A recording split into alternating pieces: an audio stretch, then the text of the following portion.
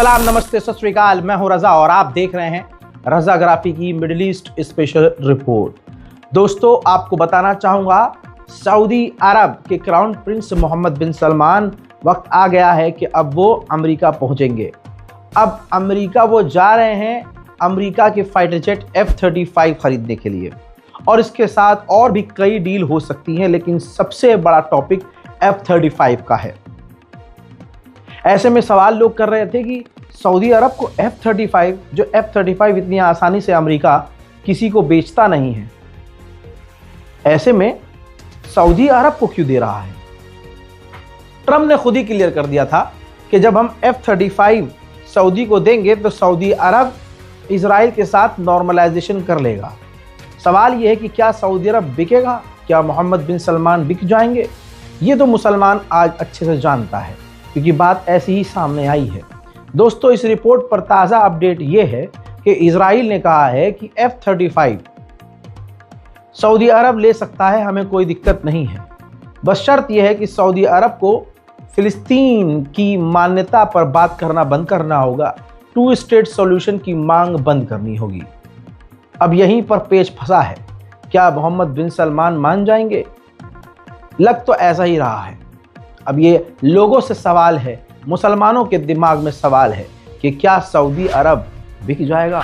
वहीं इजराइल के पूर्व प्रधानमंत्री लैपिड ने एक वीडियो जारी किया और साफ कहा, और इसमें बड़े खुलासे किए। सबसे बड़ा खुलासा उन्होंने ये किया कि मैंने खुद सऊदी अरब से नॉर्मलाइजेशन करने के मुद्दे पर मीटिंग की है, हमारी कई बार बात हुई है, लेकिन नॉर्मलाइजेशन के शर्त में कभी F-35 नहीं था। ये सरकार नेतन्याहू की पता नहीं कैसे मान गई है कि सऊदी अरब को F-35 दे दिया जाए। हमारी सिक्योरिटी, हवाई सिक्योरिटी के लिए बेहद ज़रूरी है कि हमारे इलाके में किसी और के पास F-35 ना हो। यह हमारी सरकार की हार है कि सऊदी अरब को F-35 देने के लिए नेतन्याहू की सरकार राजी है। इन तमाम चीज़ों के बीच एक डील और होगी। अमेरिका यानी डोनाल्ड ट्रंप सऊदी अरब में $63 बिलियन इन्वेस्ट करेंगे। $63 बिलियन अमेरिकियों का पैसा अब मक्का मदीना में लगेगा और वहां बिल्डिंग इंफ्रास्ट्रक्चर बनाए जाएंगे, और इसके बाद आप अमेरिकियों की घुसपैठ मक्का मदीना सऊदी अरब में देखेंगे।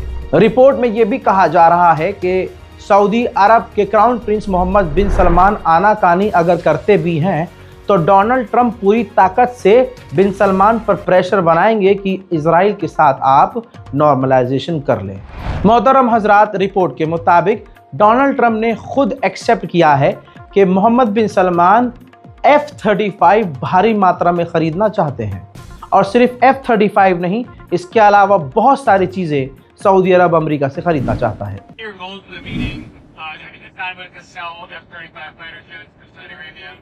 Yeah. Well, they want to buy a lot of jets. We make the best jets. We make the best missiles. You saw that when we took out the nuclear capability of Iran. No, for 22 years they wanted to do that. No president had the guts to do it. We did it. And Iran is a different place. By the way, Iran wants to negotiate a deal too. Everybody wants to negotiate with us now. If we didn't have military strength, if we didn't rebuild our military in my first term, and now we continue to do it. उधर मेरे दोस्तों, लाल सागर के अंदर Saudi अरब military exercise कर रहा है। अच्छी बात सऊदी अरब ने यह की है कि इस ड्रिल का हिस्सा उसने सूडान को भी बनाया है। इस ड्रिल का मेंबर जो हिस्सा है वो इजिप्ट भी है, जिबूती भी है। तो ये कुछ अरब देश हैं जो इस वक्त लाल सागर में ड्रिल कर रहे हैं। अमेरिका की इंटेलिजेंस ने डोनाल्ड ट्रंप को वार्न किया है कि अगर F-35 सऊदी अरब को दे दिया जाता है तो सऊदी अरब के जरिए उस F-35 की सिक्योरिटी हासिल कर सकता है चाइना, क्योंकि सऊदी अरब और चाइना के रिश्ते काफ़ी बेहतर हैं। वहीं UAE यानी दुबई और अमेरिका के बीच डील हो गई है। दोनों देश मिलकर आर्टिफिशियल इंटेलिजेंस से लैस ज़बरदस्त एडवांस पावर्ड AI ड्रोन बनाएंगे। हजरात, UN में एक रेजोल्यूशन आने वाला है। उस रेजोल्यूशन में उसमें फिलिस्तीन स्टेट की बात है। उस रेजोल्यूशन में तो इजराइल अब प्रेशर डाल रहा है UN पर कि उस रेजोल्यूशन में से जो भी आपकी बातें हैं आप रखो, लेकिन फिलिस्तीन को मान्यता देने वाली बात, फिलिस्तीन स्टेट की बात निकाल दो। वहीं आप ये भी जान लीजिए, बल्कि दिखा देता हूँ, ये देखिए, जो इजराइल के डिफेंस मिनिस्टर हैं उन्होंने कहा कि हमारा जो पोजीशन है वो क्लियर कट साफ है, हम फिलिस्तीन को मान्यता कभी नहीं देंगे, हम सीरिया के माउंट हेरमोन पर रहेंगे और गाज़ा के अंदर हम हमास का जो आखिरी टनल होगा उसको भी तबाह करेंगे और हमास हथियार डालेगा। एक तो इजराइल ने पूरी दुनिया की खुली आंखों के सामने फिलिस्तीनियों का नरसंहार किया और यूएन का जो लॉ है उसको भी वो तोड़ रहा है फिलिस्तीन को मान्यता ना दे करके। ऊपर से नेतन्याहू ने, ये देखिए, वीडियो में दोबारा से धमकी भरे अंदाज में कहा है कि फिलिस्तीन को मान्यता हम कभी नहीं देंगे, ना हम किसी भी तरह के प्रेशर में आकर दबेंगे। हजरात, एक मुद्दा बहुत बड़ा है, वैसे तो फिलिस्तीन को लेकर सारे मुद्दे बड़े हैं, लेकिन ये और सेंसिटिव है। याद होगा आपको कि जेल के अंदर फिलिस्तीनी के साथ जेल के अंदर शारीरिक संबंध जबरदस्ती बनाए गए, इज्जत को तार तार किया गया। वो वीडियो पब्लिक डोमेन में डाला गया, पब्लिक के सामने रख दिया गया और वो जो लीक हुआ है वीडियो, वो जेल की अधिकारी, वो महिला अधिकारी थी, उसकी रजामंदी से रिलीज किया गया था। अब वो गिरफ्तार है, पहले फरार हो गई थी, फिर अब गिरफ्तार हुई है। और अब आपको बता दूं कि जिन पत्रकारों ने लीक किया था वो वीडियो, वो इजराइल के ही पत्रकार थे। अब वहाँ की जनता आप देखिए, वहाँ के इजरायली कितने, आप समझते हैं, हाँ से मेरे मन में आ रहा है कुछ, इतने हैं कि ये देखिए, वो इजरायली अवाम उन पत्रकार, इजरायली पत्रकारों को घेर रही है, उन पर हमला कर रही है, हरास कर रही है कि भाई तुमने जेल के अंदर जो इजरायली फौजी इज्जतें लूट रहे थे फिलिस्तीनियों की, तुमने वो वीडियो जारी क्यों किया, वो वीडियो तुमने लीक क्यों किया।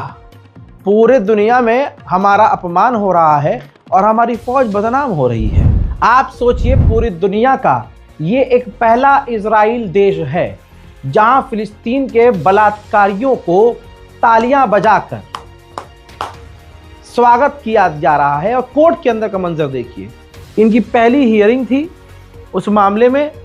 तो इजराइल की कोर्ट से क्या आप उम्मीद करते हैं भाई? इजराइल की कोर्ट ने इन पर जो पाबंदी लगाई थी कि विदेश नहीं जा सकते, तो वो पाबंदी हटा दी। और इजराइल की कोर्ट के अंदर जब सुनवाई हुई तो उसके बाद इजरायली जो वहां मौजूद थे सबने तालियां बजाकर कहा, प्राउड ऑफ यू, यानी जिन कारियों ने कार किया उनको हीरो माना जा रहा है पूरी दुनिया में। दोस्तों, मेरे ख्याल से ये दूसरा देश है जहां कारियों को तालियां बजाकर सपोर्ट किया जा रहा है। पहला देश आज भी वही है जो आपके दिमाग में आया है। जब याद होगा, हाल फिलहाल में एक महिला गुजरात की, जिसका कार किया गया के आरोपी जब बाहर आए जेल से, तो जी उनकी आरती उतारी गई थी, तिलक लगाया गया था। और ये काम महिलाओं ने ही किया था, महिलाओं ने कारी पुरुषों की आरती उतारी थी। बहरहाल, इसीलिए तो भारत का अंधभक्त समाज इजराइल को अपना बाप मानता है। गजा की हेल्थ मिनिस्ट्री ने जानकारी दी है कि 4000 बीमार बच्चे इंतजार कर रहे हैं कि गाजा से उन्हें बाहर इलाज के लिए जाने दिया जाए, लेकिन इजराइल उन्हें जाने नहीं दे रहा है। धीरे धीरे वो तमाम बच्चे मौत की कगार की तरफ बढ़ रहे हैं। अगर आपको लग रहा है कि इजराइल गाजा पर हमला बंद कर देगा या बंद कर चुका है, तो हम और आप गलत हैं। इस मंजर को देखिए, इजराइल आज भी गाजा पर हमले कर रहा है। दोस्तों, हाल फिलहाल के हमले में, इस हमले में एक फिलिस्तीनी की मौत हुई और दर्जनों घायल भी हुए हैं। हजरात मोहतरम, हिंदुस्तान के मुसलमानों के लिए एक बड़ी जानकारी दे रहा हूं। इस जानकारी को तमाम उम्मत तक पहुंचाइएगा, बल्कि सिर्फ यहां उम्मत की बात नहीं है, यहां बात पूरे हिंदुस्तान की है। हमारे हिंदू भाई हो, सिख हो, ईसाई हो, कोई भी हो। हजरात हजरात हजरात, सैमसंग नाम सुना है ना आपने? आपकी जेब में सैमसंग का फोन है। जिस फोन से आप ये वीडियो देख रहे हैं मेरा, आपके हाथ में ये सैमसंग का ही फोन होगा। और सारे सैमसंग की बात नहीं कर रहा हूं, सैमसंग के खास 2 या 3 मॉडल हैं, सीरीज आती है ना। एक है ए सीरीज, सैमसंग की, इधर देखिए, सैमसंग की ए सीरीज और सैमसंग की एम सीरीज। जो कि बजट फ़ोन होते हैं। आम इंसान इन फ़ोन को ज़्यादा यूज़ करता है। कैमरा अच्छा होता है, बजट में फ़ोन है, दिखता अच्छा है। इसके अंदर रिपोर्ट ये है, इसके अंदर इजराइल के द्वारा बनाया गया प्री इंस्टॉल सॉफ्टवेयर यानी ऐप डला हुआ होता है। जी हाँ, अब ये सैमसंग ने इजराइल के साथ कौन सी डील की है ये सैमसंग जाने, अल्लाह जाने। लेकिन ये दो ए सीरीज, एम सीरीज, इन दोनों मोबाइल के अंदर इजराइल, जब आप फ़ोन ख़रीदते हैं तो ऐसी बहुत सारी ऐप होती है जो उसमें ऐसे डली हुई आती है कि आप उसको डिलीट नहीं कर सकते। हुआ है ना आपके साथ? बहुत सारी ऐप है आपके फ़ोन में जिन्हें आप डिलीट नहीं कर सकते। आप कहते हैं यार ये तो डला हुआ आया है सैमसंग की तरफ से। तो ऐसी भी एक ऐप है, अभी उसका नाम नहीं आया है। हो सकता है वो ऐप दिखती नहीं हो, बैकएंड के अंदर हो, सिस्टम में हो, मदरबोर्ड कहीं भी हो। तो कहा जा रहा है कि ए सीरीज़ और एम सीरीज़ का जो सैमसंग के डिवाइसेस हैं उनके अंदर इजराइल के द्वारा डेवलप किया गया ऐप है जिसे आप डिलीट नहीं कर सकते। ये बात सामने आने के बाद यूरोप में तो बवाल खड़ा हो गया है और सैमसंग का विरोध शुरू हो चुका है। अब ये आपके हाथ में है कि आप अपने दूसरे लोगों को समझाइए कि भाई ए सीरीज़ और एम सीरीज़ से दूर रहना है। अगर आपके पास ए सीरीज़ और एम सीरीज़ है तो याद रखिएगा आपकी जासूसी हो रही है, आप पर ध्यान दिया जा रहा है, आपके फ़ोन में फिर कुछ सेफ नहीं है। ऐसा भी हो सकता है। उधर यूएन ने कहा है कि हमारी रिक्वेस्ट 23 मरतबा इजराइल ने डिनाई कर दी है। हम गाजा के अंदर टेंट और कुछ ठंड के कपड़े भेजना चाह रहे थे, ज़रूरत का सामान। 23 बार हमने परमिशन मांगी और 23 के 23 बार इजराइल ने मना कर दिया। इजराइल का सीज फायर क्या होता है आपको मालूम है? जब से सीज फायर हुआ है तब से अब तक 260 फिलिस्तीनियों को गाजा के अंदर इजराइल ने कत्ल कर दिया है। वहीं अमेरिका का खेल देखिए, साउथ अफ्रीका के वो ऑफिशियल्स जिन्होंने इंटरनेशनल क्रिमिनल कोर्ट में इजराइल के खिलाफ केस किया है, उन साउथ अफ्रीका के ऑफिशियल्स को अमेरिका अपने मुल्क आने नहीं दे रहा है। दोस्तों, गाजा के 2 टुकड़े कंफर्म हैं। आपके सामने ये देखिए मैप, जो आपको पिंक एरिया नज़र आ रहा है पीली पट्टी के अंदर। इस इलाके में खान यूनुस, देर अल बला, गजा सिटी, ये तमाम जगह यहाँ पर पूरे फिलिस्तीनी इकट्ठा हैं। ये जो नीला वाला इलाका है ये पूरा इजराइल के कंट्रोल में है, यानी आधे से ज़्यादा। अब खबर कंफर्म हो गई है कि अमेरिका इस इजराइल के हाथ में जो गाजा है उसको बनाना शुरू करने वाला है आज ही कल में। तो यानी आप समझिए कि उस इलाके को गाजा में बनाया जाएगा जिस इलाके में गजा के लोग हैं ही नहीं। तो सीधा सीधा अमेरिका खुद इजराइल को मदद दे रहा है गाजा के पूरे आधे से ज़्यादा मुल्क पर कंट्रोल करने के लिए, कब्जा करने के लिए। हजरत अल्बानिया ने इजराइल के साथ डील की है। डील हथियारों की है, आर्टिलरी और दूसरे तरह के हथियार अल्बानिया इजराइल से खरीदेगा। ग्रीस और तुर्की कट्टर दुश्मन है, ऐसे में फ़ायदा उठा रहा है इजराइल। इधर जब इजराइल ने देखा कि हमको टक्कर तुर्की दे सकता है और तुर्की हमारे खिलाफ बातें कर रहा है, तो ग्रीस, तस्वीर देखिए, ग्रीस और इजराइल की आर्मी एक साथ ड्रिल करना शुरू कर चुकी है। आपको मालूम है ना, पूरी दुनिया में हर किसी भी कम्युनिटी में एकता हो सकती है, मुसलमानों में एकता नहीं हो सकती, हो ही नहीं सकती। मुझे पता है बहुत लोगों को बुरा लगेगा क्योंकि मैं सच बोल देता हूँ, लेकिन हकीकत यह है, आपका दिल भी इस बात की गवाही देगा। भारत छोड़िए भाई, दुनिया के मुसलमान एक ही नहीं होना चाहते। किसी भी देश को देख लीजिए आप, वो एकदम अलग चलता है, सोचता है कि पता नहीं मैं क्या हूँ। इसी वजह से मुसलमान आज एक नहीं हो रहे हैं, हर जगह कुत्ते की तरफ पीटे जा रहे हैं।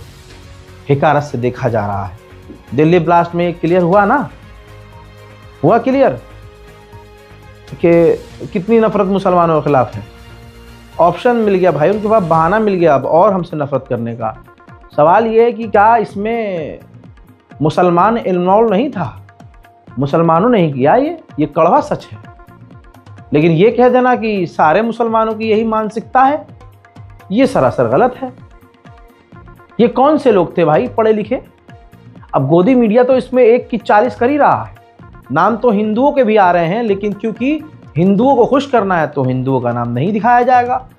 हलचल मचाई जाएगी सिर्फ और सिर्फ मुसलमानों के नाम पर, लेकिन मुसलमानों की इज्जत मुसलमानों की जो है कोई अकाउंटेबिलिटी नहीं है भाई, कुछ हम मानते ही नहीं है। उनकी ज़िंदगी मुसलमानों की ज़िंदगी थोड़ी ना है, कुत्ते से बदतर है इस सरकार की नज़र में और एक समाज की नज़र में। धमाका दिल्ली में हुआ, मुसलमान भी मारे गए। फिर कुछ दिन बाद धमाका कश्मीर में हुआ, उसमें ज़्यादातर मुसलमान मारे गए, ज़्यादातर। लेकिन गोदी मीडिया शोर सिर्फ दिल्ली धमाके का मचाता है। महिला डॉक्टर एक हिंदू पकड़ी गई, सब है आपके पास जानकारी। गोदी मीडिया ने किस तरह से हाइप किया, मतलब बनने ही नहीं दिया हाइप। यहां मुसलमान थूक के देता है जी, इस पर हाइप बन जाती है, तवज्जो है। तो अब तो गोदी मीडिया को मुसलमान नामी लोगों ने अगले 5 साल का कंटेंट दे दिया भाई, दिन रात। अब और नफरत फैलाओ, अब तो तुम्हारे पास सबूत है। वो कौन से मुसलमान थे? वो मुसलमान थे जिस इस्लाम में एक चींटी को मारने की इजाजत नहीं है। अल्लाह अकबर। वो मुसलमान कैसा हो सकता है कि वो मासूमों की जान ले? ये जिहाद थोड़ी ना, ये तो आतंकवाद है। सबसे बड़ा जिहाद तो ये है कि आप अपनी गलत ख्वाहिशों पर कंट्रोल करो, अपनी निगाहों से गलत चीज ना देखो, कंट्रोल करो, किसी का नुकसान ना करो, मन में लालच आए लालच से लड़ो। ये जिहाद अकबर है। मासूमों को मार देना वो कौन सा जिहाद है जिसमें मुसलमान भी मारे जा रहे हैं? जिसमें मुसलमान भी मारे जा रहे हैं, ये कौन सा जिहाद है भाई? और उनके अब कश्मीरी क्यों बदनाम है भाई? इसलिए बदनाम है, कश्मीर में 3 तरह के लोग हैं, मैं आपको बता रहा हूं। पहले जो वो फुल के फुल भारत के साथ हैं। दूसरे कश्मीरी बेचारे वो हैं जो उनके समझ में नहीं आ रहा क्या करें, कंफ्यूज। इन्हीं में से वो लोग हैं जो कहते हैं ना हमें भारत के साथ रहना ना पाकिस्तान, आज़ाद कर दो कश्मीर, जो पॉसिबल नहीं है। फिर एक झुंड जो काफ़ी खतरनाक, वो खुला खुला पाकिस्तान का साथ देता है, पाकिस्तान को सपोर्ट करता है। अब कश्मीर के मुसलमानों में और हिंदुस्तान के बाकी के इलाकों के मुसलमानों में ये फ़र्क है। लेकिन क्या मजहब के चश्मे से आतंक को देखना चाहिए? अरे आतंकवादी तो वो भी है जिसने भारत की मिसाइलों की, हमारी सबसे खतरनाक मिसाइल ब्रह्मोस मिसाइल, उसकी जानकारी प्रदीप कुरुलकर ने, जो आरएसएस से था, उसने पाकिस्तान को जानकारी शेयर करी।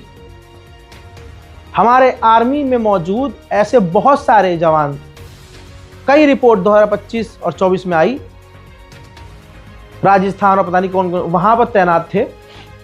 उन्होंने हिंदू नामी, उन्होंने पाकिस्तान की आईएसआई को जानकारी, गद्दारी करी देश से। लेकिन गोदी मीडिया अपने मुंह में गधे का गू फंसाकर वहां खामोश रहा। ये सब सिर्फ मुसलमान का हाँ दिखाओ, कोई मुसलमान इन आतंकवादियों के साथ खड़ा नहीं है। लेकिन आप प्रोपेगेंडा मुसलमानों के खिलाफ देखिए कितना ज्यादा होगा। मुसलमान एक ही नहीं हो रहा है, गलत बोलो। और ये आतंकवादी जो हमला हुआ, इसमें इस्लाम का कोई रोल नहीं है। इस्लाम जब चींटी मारने की इजाजत नहीं दे रहा, तुम मुसलमान हो के मुसलमान को मार रहे हो, तुम आम लोगों को मार रहे हो, तुम जनता को, आवाम को मार रहे हो। ये कौन सा इस्लाम है भाई? ये तो तुम्हारा कोई बदला है, ये तुम्हारी कोई चिढ़ है। और भारत से चिढ़ता कौन है, मुझे नाम लेने की जरूरत नहीं है। अब आप देखिए, एकता में बात कर रहा हूं ना, जहां जहां कई देश इजराइल से दूर हुए, इस जंग के दौरान 25 ऐसे मुल्क हैं जिन्होंने सबसे ज्यादा तेल इजराइल को बेचा। उसमें से पता है सबसे पहले नंबर पे कौन है? मुस्लिम देश, आज़रबाईजान। और मैं पहले से कहता आया हूं और हर बार कहा है, जब आज़रबाईजान आर्मीनिया की जंग चल रही थी, उस दौरान भी मैंने कहा था कि भले ये मुसलमान हैं नाम के, लेकिन इनकी हरकतें मुसलमानों वाली नहीं है। पहला देश आज़रबाईजान, दूसरा देश कजाकिस्तान, तीसरे नंबर पर है अमेरिका, और फिर उसके बाद कई देश, उनमें भी मुसलमान देश हैं। तो यानी आप ये देखिए कि जहां अमेरिका भी इतना तेल इजराइल को नहीं दे रहा था, एक मुस्लिम मुल्क अजरबैजान इजराइल को उतना तेल दे रहा था। बहरहाल फिलहाल के अपडेट में इतना है। लौट के आऊंगा और भी बड़ी जानकारियों के साथ। आप सभी का शुक्रिया, क्या आपने इतनी मोहब्बत दिखाई कि हमारा चैनल वापस आया, वरना ये हो नहीं सकता था। आज दुनिया ने देखा कि एकता, एक छोटा सा झुंड जो एक रज़ाग्राफ़ी का फैन है, उस झुंड में इतनी ताकत है कि उस झुंड की सिर्फ 20% सब्सक्राइबर के भीड़ ने सोशल मीडिया पर आवाज़ उठाई और दुनिया की सबसे बड़ी सोशल मीडिया कंपनी यूट्यूब ने गलती मानी और हमारा चैनल रीस्टोर किया। ये तो सिर्फ 40 लाख में से मान लीजिए 5 लाख लोगों की ताकत थी। अगर ऐसे ही पूरी दुनिया के मुसलमान एक हो जाएं, फिर कोई नहीं है हमको दबाने वाला। इस रिपोर्ट को शेयर कीजिए। ये दोनों चैनल रज़ाग्राफ़ी एक्सप्रेस और रज़ाग्राफ़ी सोशल, इन दोनों चैनल को सब्सक्राइब अभी करिए, ताकि फिर कुछ गड़बड़ हो तो कम से कम आपको पता हो कि रज़ा भाई हमें कहाँ मिलेंगे। जय हिंद।